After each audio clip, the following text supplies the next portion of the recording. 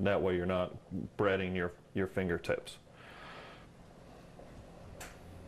So flour, and what the flour does is it creates a spot for the egg to hold on to. If there wasn't any flour, the egg wouldn't.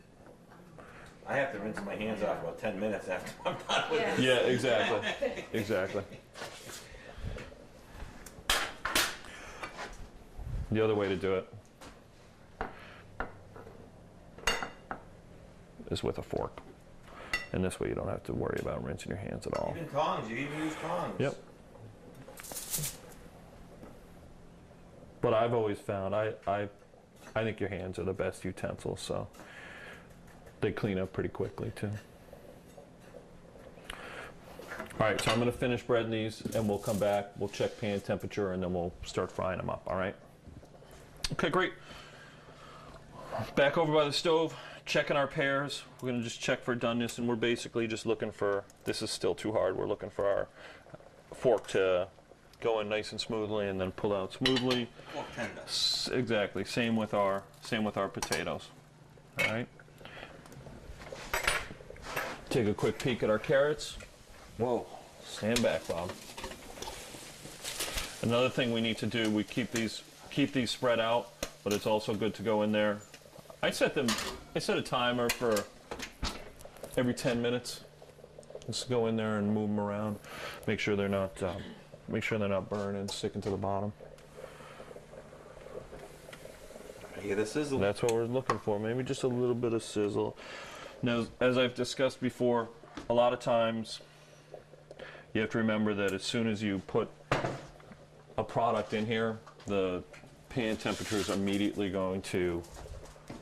Pan temperatures. Is there any reason why you didn't heat the oil up when you put the pan in? Because well, now if I tested it with water, we get a lot more splatter.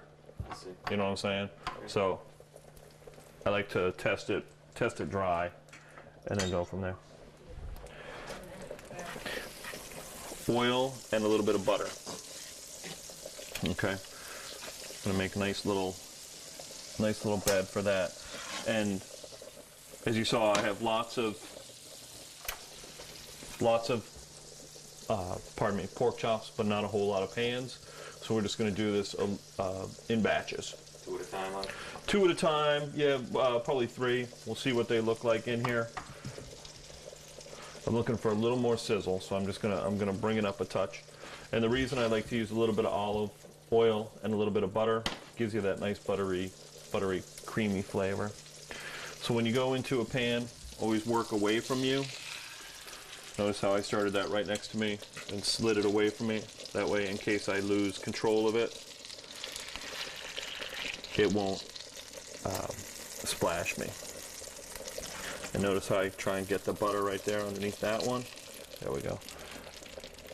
And I can hear, raise the pan up a little bit because we heard, I don't know if you could hear through this, but the sizzle immediately went down.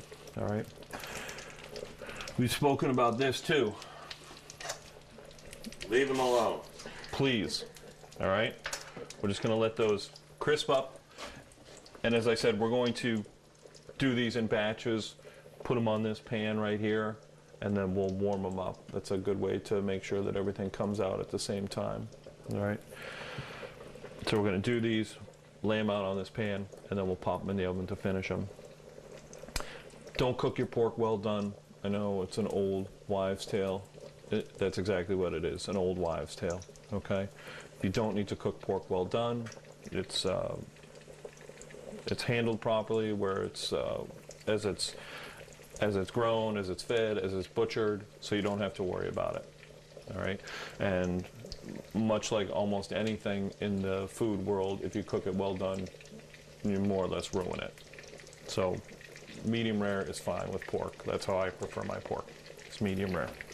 The way to cheat, I don't know if you can see right in there. You can see that starting to brown up right on the edge there.